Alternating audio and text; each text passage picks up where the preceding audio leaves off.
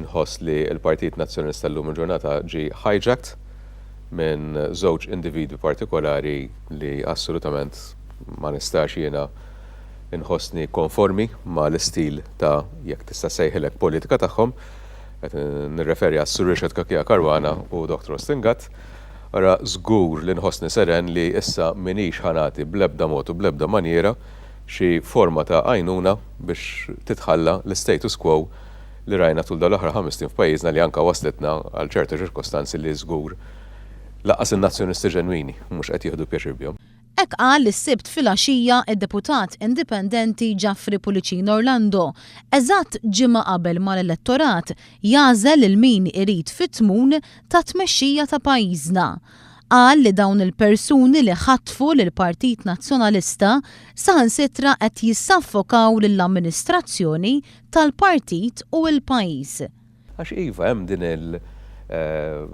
ħanajdu hekk influenza soffokanti ta' dawn it-tnejn nies partikolari li diġà semmejt li anka l-influenza tagħhom affettwat anka l-operat tal-amministrazzjoni.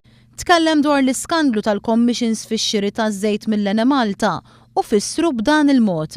Li bla dubju ta' xejn huwa l-ar skandlu fl-istorja ta' pajjiżna minn żmien l-ewwel gvernijiet li kienaw imexxu il-dal-pajjiż minn żmien ir-Rumani law qatt ma kien hawn skandlu amministrattiv bħalma qed naraw qed insegwu preżentement. Dan fil-waqt li jiddeskriva hekk lill-Ministru Ostingat il-persuna responsabbli mill-Ene Malta fi żmien li seħħ dan l-iskandlu. Fatt li l-Ministru Ostingat once again mbagħad allura għandna aħna żgur nirrikonoxxuh bħala l-iktar Ministru inkompetenti li qatra pajjiżna. Irrefera għal sensiela ta' episodji li fi kliemu jiġdu l-inkompetenza ta' dan il-Ministru.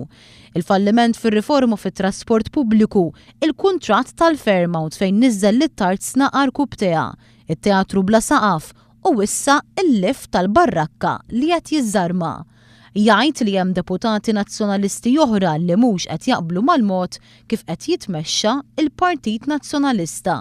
Dan mhux qed nitkellmu fuq il-famuż tlieta tal dejjem jissemmew jiena l-Onorevoli De Bono u l-Onorevoli Muljetta. Ħafna oħrajn, ħafna deputati oħrajn li mbagħad għażlu u m'għandihomx tort u mhux ħansejhom biżewhom għax dak jagħmlu huma kiridu.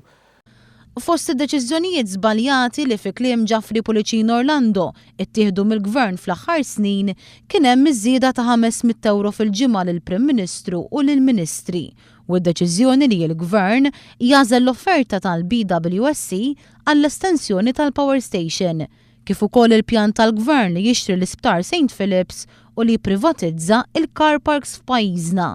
U l-aktar waħda riċenti, id-divorzju, li l-Prim Ministru saħansitra vvota kontrih u wara qal li l-poplu kellu raġun fuq id-divorzju. Issa saħansitra għandna l-Prim Ministru qed jgħid li l-poplu għandu raġun fir-rigward tad-divorzju. Meta vvota kontra d-deċiżjoni tal-poplu. Għandna l-Partit Nazzjonalista ilu li ddikjara lil nnifsu sa favur id-divorzju u għandna il-Ministru Ostingat għadu ma reżenjax mill-Partit Nazzjonalista. Allura wieħed jibda jsaqsi dana il-Ministru Ostingat meta kien ta' il-kelma li jekk il-Partit Nazzjonalista jiddikjara lil nnifsu favur id-divorzju ħajreżenja, il-kelma tiegħu ma tiswal xejn. Qal li issa qata qalbu li taħdin it-tmexxija il-Partit Nazzjonalista jerġa' jieħu r-ruħ. Jien ngħidulhom dak li għadt anke l-Sajn Bużutil, tajt qalbi. Jien għamilt 4 snin, għajjejt, issa biex jien ngħid li għajjejt jiena bniedem verament ottimist u ma tantx naqta' qalbi. Għajjejt, għax tara li jiġri x'jiġri tant hemm interessi moħbija, tajjeb li ma jkunx hemm il-possibilità li fiċ-ċirkostanzi preżenti inti tirranġa l-affarijiet. Għajjejt, u nerġa' ngħid biex tajt qalbi għax ipprovajt. U mhux ħanajt to give the devil his due, għax nkun qed nonqos fir-rispett li għandi u għad għandi lejn il-Prim Ministru. Il-Prim Ministru kelli laqat fit-tul miegħu nispjega x'kien qed idejaq mhux lili biss parti sostanzjali mill-Grupp Parlamentari Nazzjonista. Konna qed niddejqu, tajjeb.